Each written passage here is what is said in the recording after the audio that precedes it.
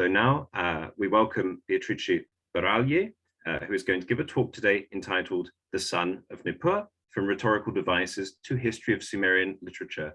Beatrice, please share your screen and the floor is yours.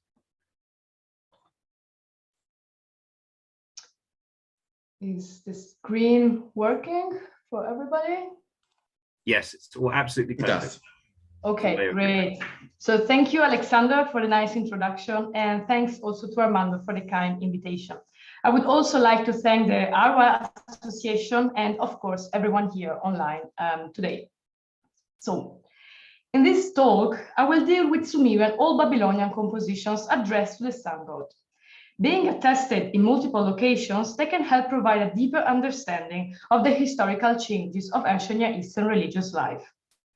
This is mainly because Utu, the god of justice, light, divination, and all that needs to be clearly seen, was invoked on many occasions. My attempt here is to trace the origin of compositions beyond the archaeological origin of their manuscripts, rather on the basis of internal literary features. The provenience of the physical tablets will, of course, be considered, but this study will mainly be undertaken on a literary level. Such an analysis is therefore possible even when the archaeological context is missing. Furthermore, Sumerian compositions to the sun god were never treated as a whole before, and I hope in this way to contribute with a new small piece to what is the vast framework of the history of Mesopotamian literature. It is well established by previous studies on Sumerian literature that the identification of specific deities with certain cities can mirror historical political events. The assumption here is that such a statement is reflected even on a smaller scale, namely on compositions addressed to the same deity, which at first glance should present very similar features.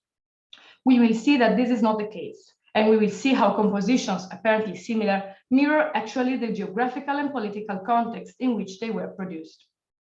Here, I will focus this analysis on the Old Babylonian period. This period has been chosen because it is characterized by literary flourishing. It was also a period of great historical and economic changes, which are indeed reflected in literature, and is therefore particularly suitable for such an investigation. Secondly, I have to say that with Sumerian, I mean the main dialect Emegir, and I exclude from the present analysis compositions in the sociolect Emesal, the so-called language of women. This is because they are few, mainly attested from catalogs or index tablets, and they deserve separate treatment. Therefore, the compositions of this not homogeneous corpus include mainly hymns, which can be classified according to their emic terms or rubrics like Shirnanshub and Shirgida. Besides this, incantations, prayers, and incantation prayers are also attested, as demonstrated, for example, by the list offered by Krebernik. However, some of them, like incantation prayers, will be only marginally treated here because they present different features. Therefore, the compositions treated here do not belong to a homogeneous corpus, but they share some features concerning the style and content. The present study is mainly based on the rhetorical device of repetition and on how deities other than Utu are depicted in a composition. I will come later on this. For now, suffice it to say that even such a merely literary analysis can shed some light on the historical and political situation in which such texts were composed. Furthermore, the selected corpus is attested in compositions from Larsa, Ur, Sipar, Nippur, and Meturan, the modern Tel Haddad. The reason for the presence of compositions to the sun god in Sipar and Larsa can easily be ascribed to the presence of the Ebaba, the temple dedicated to Utu in both cities. However, this does not automatically mean that these compositions were part of the temple cult.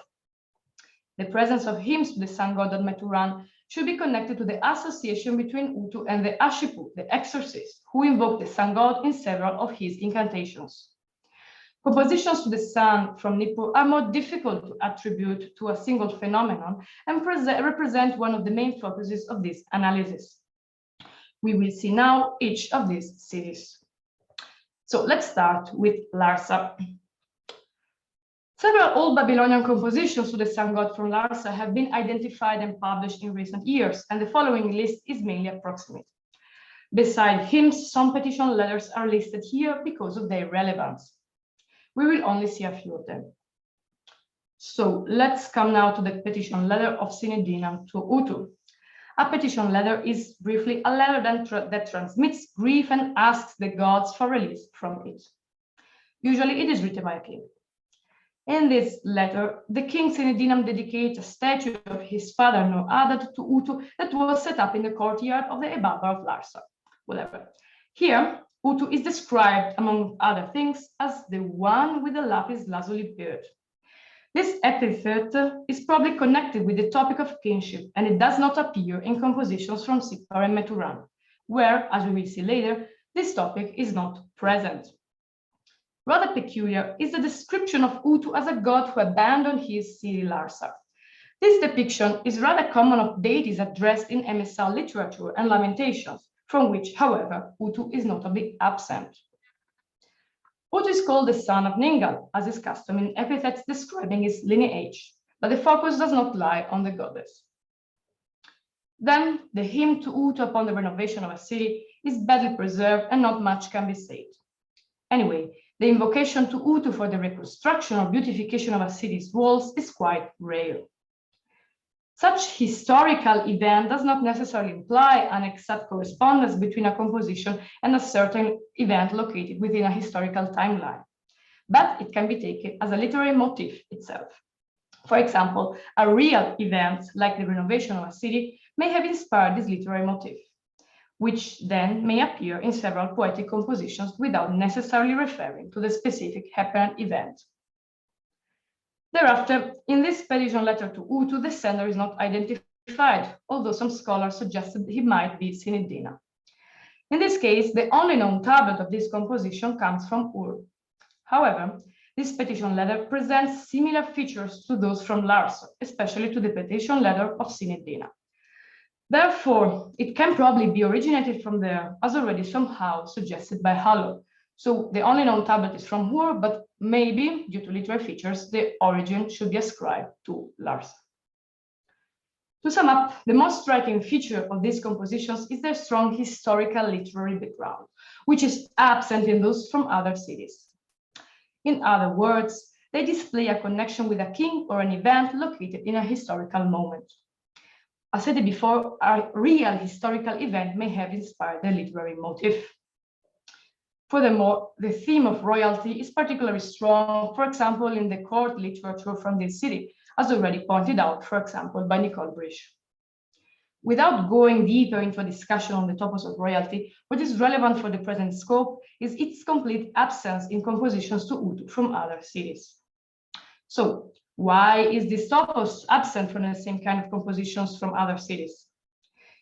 This should be generally connected with the tendency of all Babylonian kings, especially from the Eastern Larsa period, to be viewed as good and just shepherds of their people, an image that corresponds to the one of Utu. On the contrary, in the Neo-Sumerian period, kings represent themselves as successful administrators. The king is also seen as a father and mother to orphans and support for widows, which is exactly how Utu is often depicted. The petition letters here belong to this period of increased individualist and psychological introspection.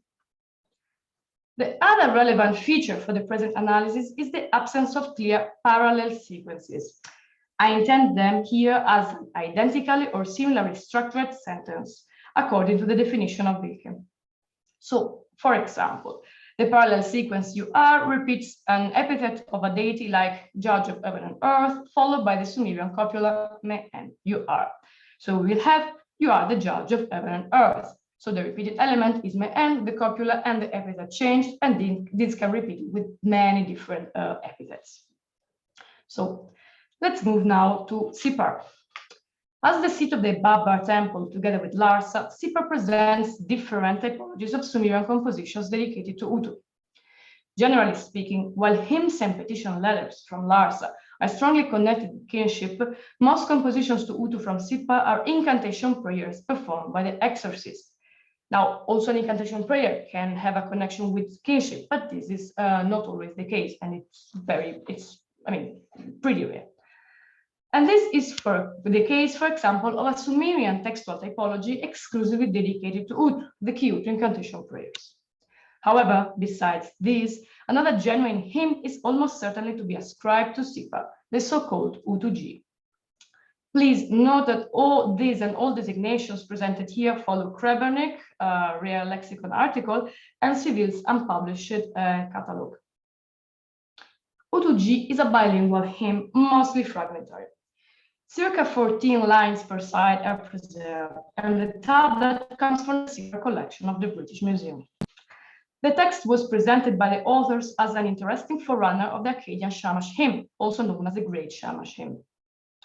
Now, before moving on, the basic assumption about repetition is that if a word cluster, or concept is repeated, it is more important than a word mentioned only once.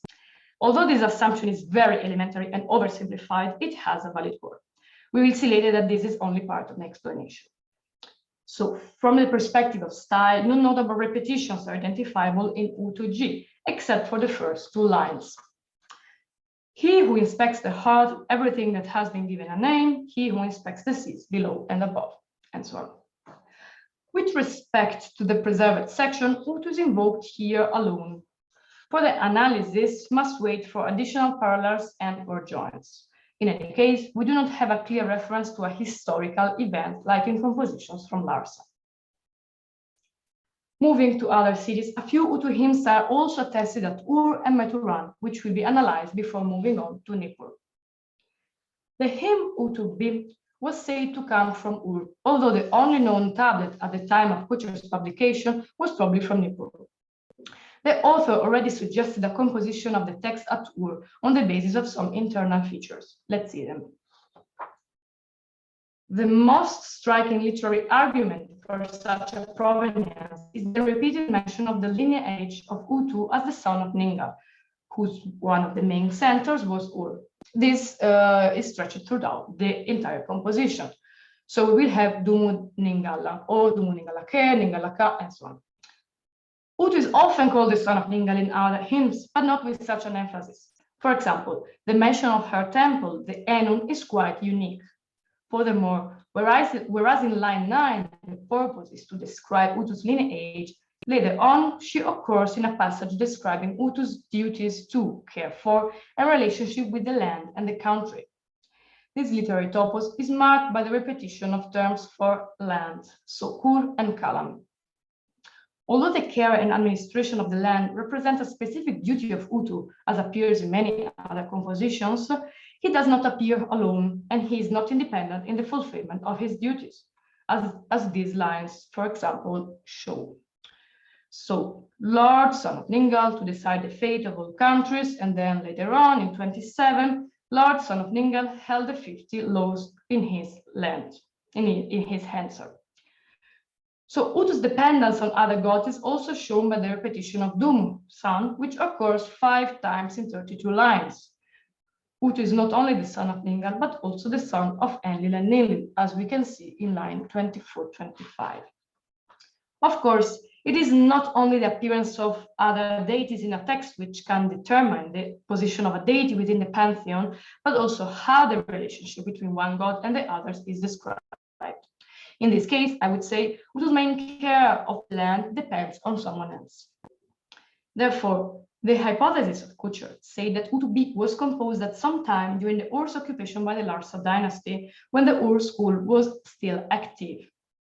Thus, one possible aim of the composition is to declare Utu's superiority over Larsa.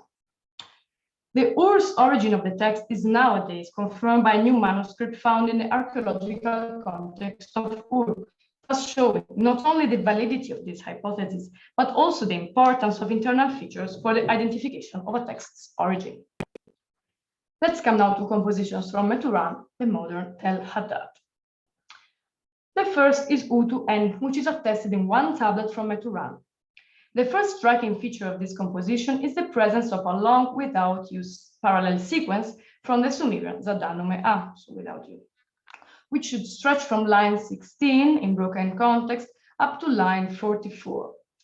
This parallel sequence describes the disastrous effect of a hypothetical absence of Utu, as we can read, for example, in line 41.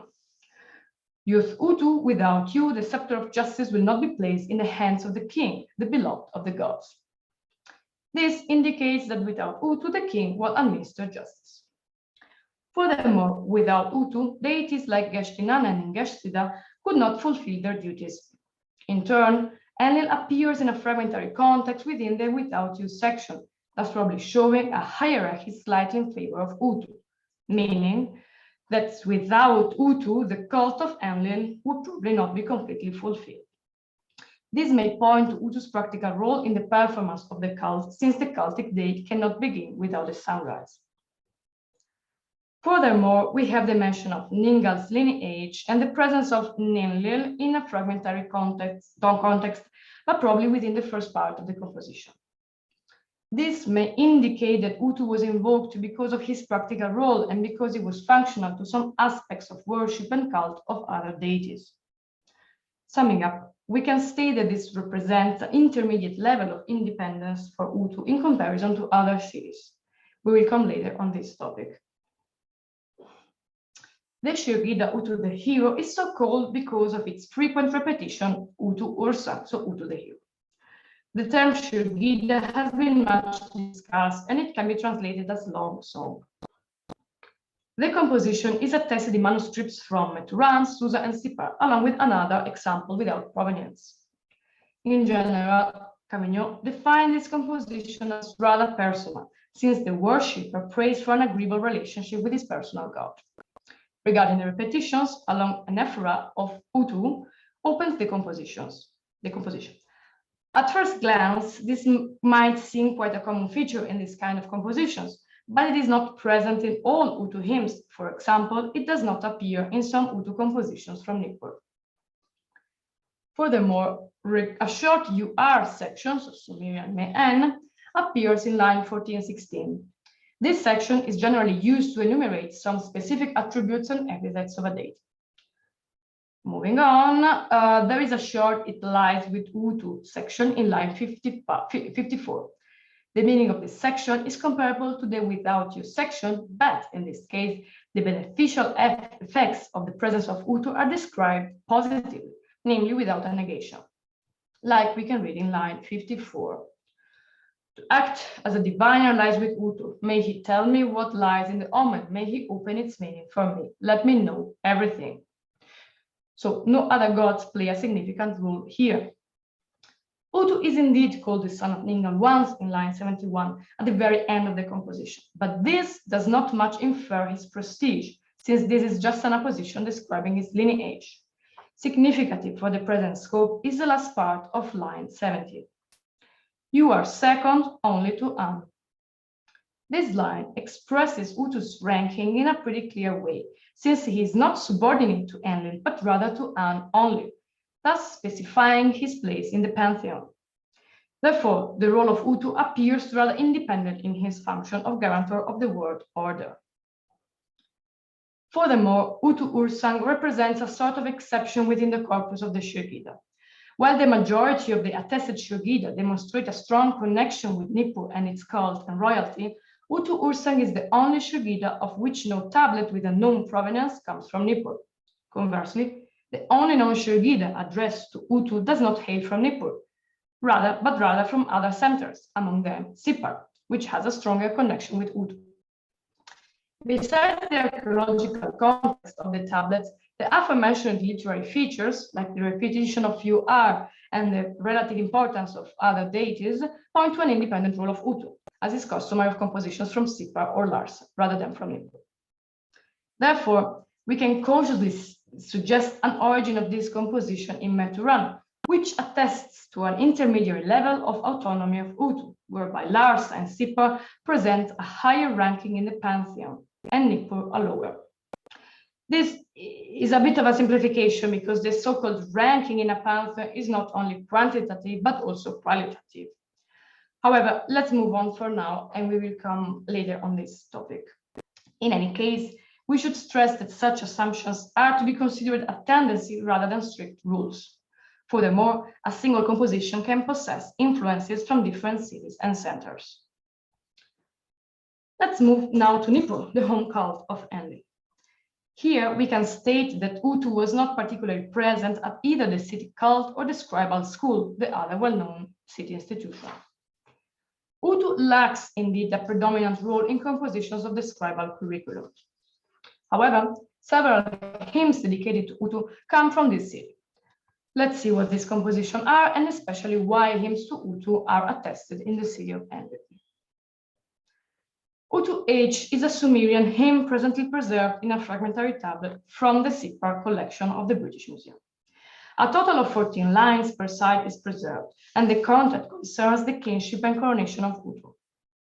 This composition represents an intriguing case for the scope of the present paper, since despite the probable provenance of the tablet, the terms used are those normally used to describe an earthly ruler being crowned by Enlil in Nippur. The text structure consists of several couplets arranged through parallel sequences, for example, the first two lines. Enlil, O king, gave him strength. Enlil, O king, gave him strength. For the parallel sequences are arranged with a rhetorical question to which Enlil is always the answer, like in line 3 and 4. Who gave you the kinship? Enlil in heaven. Utu, who gave you the kinship? Enlil in heaven. Apparently, there is a change of person between the first two lines and line 3 and 4. Rhetorical devices clearly point to the rank of Enlil in comparison to Utu. So here, the sun god is a subordinate of Enlil who gives Utu the kinship. The internal literary features point actually to the origin of the composition of Nippur, as already partially stated by the authors. However, the collection history argues against it. Therefore, we can cautiously state that the only preserved tablet might have been copied at Sippar from a Nippurian model. Conversely, if the tablet provenance generally does reflect composition at Sippar, then this is a presently unique case. Then we will come to the so-called Adab to Utu or hymn to Utu A from the Istanbul Museum. An adab is generally a short song whose name comes from a musical instrument and indicates a sound performance. This hymn is very fragmentary. Regarding the structure, the most salient feature is the repetition of in e u a, which covers a long section of the text. It seems to constitute either typical laments of litanies or vowels of joyful exclamations, as attested in other contexts. However, I'm not sure of this. Furthermore, although in a broken context, someone is maybe compared to Utu in line 4 and 5. If this reading is correct, although the tablet is badly preserved, it could provide a simile with a parallel construction. Like Utu, someone has come out. Thus, Utu maybe appears in the preserved part of the text in a simile only. Otherwise, his name is only mentioned in the rubric Adab Utu Kam, which is the only line allowing the identification of an Adab addressed to Utu. Furthermore, the presence of Enlil and Nilil as a couple in line 11 and of at least Nilil as part of a couplet in line 5 may indicate that Utu does not reach a preeminent role in this composition. None of his main functions is recognizable in preserved part of the text, and his only mention outside the rubric occurs in the context of a simile. Let's move now to the hymn Utu C from the Istanbul Museum. As you can see, the copy of Langdon doesn't allow a reliable edition. However, after new collations, some general features can be now traced. The tablet is paleographically datable to the late Old Babylonian period and presents writing typical style, like the alternation between an Old Babylonian An sign and a later one. Furthermore, some unorthographical writings are identifiable, like this writing for Anunnaki, which renders the text's understanding rather problematic. Regarding the repetitions, line 16, 19 contain a section with the parallel sequence UR, like line 17, which also enables the identification of this composition as a hymn to Utu. So, youth Utu, great hero, you are the one whose words bring everything in order for all people. So here, Utu is invoked alone, thus affirming his predominant role in the guidance of mankind. However, the mention of Enlil, together with Ningal, An, and Sin, bespeaks Utu's dependence on other deities, especially Enlil. As already said, it is not the mere mention of a deity that indicates his role in a composition, but rather how a deity appears in a composition dedicated, in this case, to Utu. For example, the unclear line 18 seems to refer to a kind of cooperation or at least overlapping of duties. So the one who, together with Enlil, the great mountain, gives advice, then is unclear, whose word will not be changed. So for this reason, together with the collection history, I would put this composition among the ones from Nippur. Lastly, two Shirnamshub are dedicated to Utu E and Utu F. The Shirnamshub, usually translated as libation song, describe ritual actions and may contain sentences in MSL. Utu E and Utu F are attested in one single tablet without provenance present in the British Museum. Utu E originally contained 102 lines, of which, according to the estimation of the author, the first 68 are preserved. From the point of view of the content, Utu E describes libations of beer and bread by the worshipper, who is designated as Muluzi, so the righteous man. Due to the strong connection between Shirnashub and royalty, it has been suggested that the righteous man is presumably the king. Regarding structure, Utu E is divided into 9 kirugu, which can be defined as sections. In turn, each kirugu is divided mainly into couplets and triplets. Such couplets can be repetitions of the same line, the final verbal form, or the same word or word cluster within the same line. Usually, couplets form a rhyme and they are arranged into the scheme AABB. None of the aforementioned parallel sequences appear here. However, further repetitions appear here, conferring a high level of poetic complexity to this text, which has not been analyzed until now. Without going into a detailed analysis of this, I will give you an overview of Utu and his relationship with other deities. Utu is named together with his spouse Sherda in the first and second kirugu respectively, which are identical couplets. Otherwise, Utu appears only in the fifth kirugu onwards, from the fifth kirugu onwards. For the verbs of seeing appear between lines 56 and 62, which probably refer to the association between light and the sun god, which is not surprising. Utu is therefore invited to drink libated beer in the problematic lines 67-68. May the hero youthful Utu drink, he actually drank it. May the youthful Utu do something, he will eat for me. May he do something, he will drink for me. So the sun god is most likely invoked later, but the tablet is broken. So what can be deduced about Utu's role from this analysis? Generally speaking, as the poet saw it in his imagination, the worshipper has come into the temple with bread, beer, wine, whatever the translation at the time was, and flour, and presented them to the temple priest, who exhorts Nuska to pour out the beer and wine for his lord Enlil. Furthermore, Enlil, Ninlil, Enki, Ninki, Enmul, Ninmul, and Nuska feature in this composition. This enumeration does not speak itself for a lower importance of Utu. However, the importance of Enlil and Nuska, his vizier, probably speaks for a connection between Utu and the temple cult of Nippur, as was the case of Utu and Meturan. Furthermore, the mention of Nippur in the fragmentary line in 53, where Nippur was built when the brickwork of this house was something, strengthens the hypothesis of an origin of Nippur. So Utu was not invoked for his connection with royalty, like in Larsa's composition, nor for his association with the exorcist, like in compositions from Meturan. In a similar way to Utu N, without Utu, the cult of other deities like Enlil would not be perfectly fulfilled. Thus, even a main cultural center like Nippur, maybe, this is really speculative, recognize some respect for other centers like Sippar and Larsa, where Utu was generally more important. Let's come now to the other Shirnamshub to Utu, Utu F. This composition contains a speech of Inanna to her brother Utu with many sentences in MSR. This myth is pretty rare. Here, it seems that Inanna had left her temple in Zabalan, and she encounters her brother Utu in his tavern on her way to the Cedar Mountains. They both go to the Cedar Mountain, where she eats herbs and cedar. The interpretation of this myth is not yet completely understood.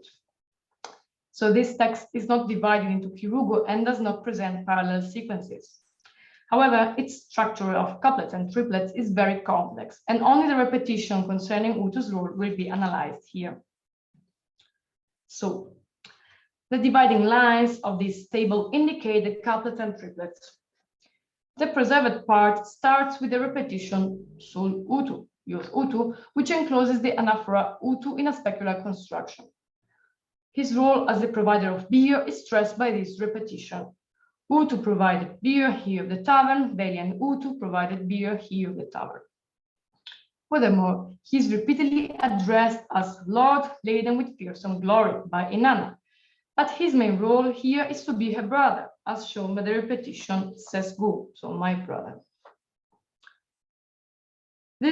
The complex structure of the last quatrain serves to stress the role of Utu as the protector of the weak by Inanna.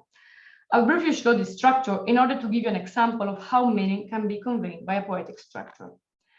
So the translation reads, Utu, you are the mother, Utu, you are the father. Utu the orphan, Utu the widow. Utu the orphans look to you like the father. Utu, you are the one who succors the widows like the mother. This quatrain is filled by the anaphora Utu, which in the first couplet is repeated 4 times, and enclosed by the copula me en. Then Nusikike of the orphan is the bow with the next couplet. Besides Nusiki, Ama mother, Aya father, and Umukush a widow appear once in each couplet. The feature of the last couplet is the equative gen in the middle of the line. Ayan again like the father and Ama began like the mother. At first glance, this structure may indicate that Utu plays a preeminent role here. However, looking at the rest of the composition, we notice that the most repeated expressions are Kur, so mountain, Gabaida U, let me climb, and Gagu unde and let us feed. This is because that is what Inanna wants from Utu, to go to the mountain. All in all, the repetitions addressed to Utu have the purpose of rhetorically convincing him, since one of his roles is the protector of the weak, as we saw in the last quatrain. Another repetition, Nozumen, I do not know, should rhetorically place Inanna among the weak. If Inanna could be considered the weak, a weak is of course another discourse. Thus, all these repetitions give us the hint that Utu was not invoked in his main role as the judge and guarantor of the world order, but rather as protector of the weak, since this is what Inanna expects from him. Therefore, we cannot state that Utu was fully independent here. He is invoked just because his sister wants something from him. Thus, an origin of the composition from a center with very low independence of Utu is to be considered. And following maybe what has been said also for the last Shonanshu, Nippur is a good candidate. So, what can all these literary analyses tell us about the historical context in which they were produced? First of all, I will start summarizing the repetitions we have seen so far. One of the most common types is the so-called parallel sequence. First, among the compositions we have seen so far, they appear in long sections, especially in compositions from Meturan. Parallel sequences also occur in U2C. However, they appear in short sequences of a few lines only, so 3 lines in this case. Whereas, for example, in U2N, they appear in long sequences. So parallel sequences are quite common in hymns and prayers addressed to many deities, not only to Utu. However, they are widely used in compositions addressed to the sun god to highlight his preeminent role among other deities. So the function of the parallel sequences is not to repeat the same meaning several times, but to create the meaning by means of accumulation. This is well described by Eco, who never discusses Mesopotamian literature, but does employ the term the infinity of lists for defining a motif, stylistic device, or rhetorical technique expressing something uncountable, unspeakable, or inexpressible, like a deity, who would otherwise be indescribable by definition. Therefore, the parallel sequences we have encountered so far express such a concept, aiming to represent Utu as the guarantor of the world order and order nature, which is reflected in the order established by justice, kinship, and priesthood. Thus, without Utu, there will be no order in the world. Therefore, for this reason, these repetitions appear in compositions specifically stressing his independent role, like in the ones from Meturan. On the other side, the Adab and the Tushio Nashu, probably from Nippur, which present a different sound performance, present types of repetitions different from the parallel sequences as outlined before. The performance of these three compositions is a probable reason for using different types of repetitions. Then we come to the other point discussed here, the role of the deities other than Utu mentioned in the compositions. As already stated, although all these compositions are addressed to the same god Utu, he can have a more or less preeminent and independent role, and other gods may assume the stage.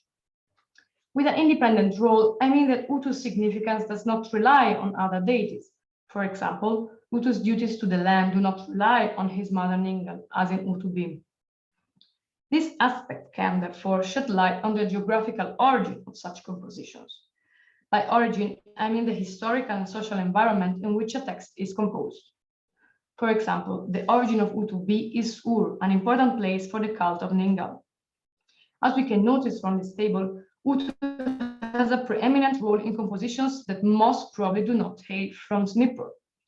Of course, the physical writing or compilation of a tablet may have occurred in different contexts. The following table illustrates that the preeminent role of Utu is clear in hymns from Sippa, Larsa, and to a lesser degree, Meturan. Utu-H, as already noticed, represents an interesting case, since probably the only known tablet comes from Sippa, but the origin was presumably Nippur. In conclusion, put these results on a map, we notice that parallel sequences are more common in compositions from Meturan, whose hymns represent a halfway house in respect to Utu's independence. Other kinds of repetition, like couplets, are more common in compositions where Utu is not alone in this role. Therefore, while Larsa and Ur represent an independent tradition, although with internal distinctions from each other, the other cities display some shared features. At Larsa, the sun god has an outstanding role mainly connected to kinship, which is a feature of some texts from Nippur too. For example, the epithet of the lapis lazuli bird is probably connected to kinship, and it is present only in texts from Larsa and Nippur. The aspect of kinship is not present in Sippa and Meturan, which, on the other hand, share the feature of a preeminent role of Utu, which is a feature also of Larsa. The Utu hymn from Meturan presents a depiction of the sun god, which is halfway between those of Nippur and Larsa Sippa. The sun god is independent, but in some cases his role is connected to other gods. We must notice that the corpus presented here of Sumerian Old Babylonian compositions from Sippa is quite limited. This is probably to be ascribed to the presence of another Old Babylonian textual typology specifically addressed to the sun god, the Kyuto incantation-prayers.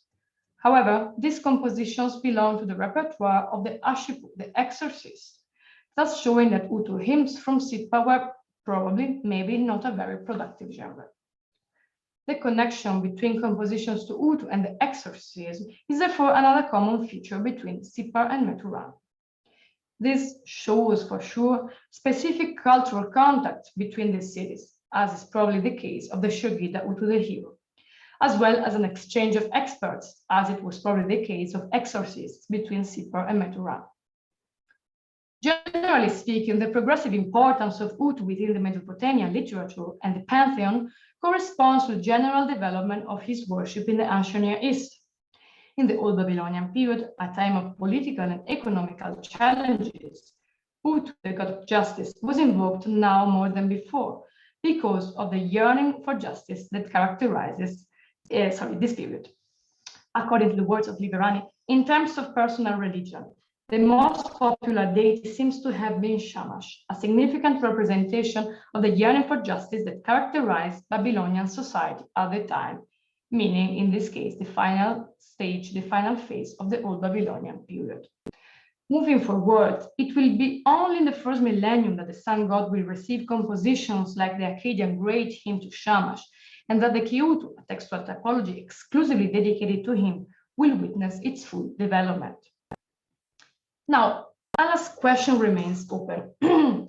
Why were compositions to the sun god at all composed in cities with such a minor relationship to this god?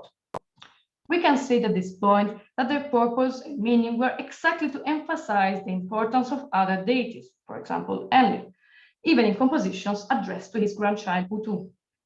A similar situation can be stated, for example, for Utu from Ur. Even in composition addressed to Utu, Ningal, a goddess rooted in Ur, was much more important than Utu himself. And Utu may probably expresses also or implies the Ur superiority over Larsa.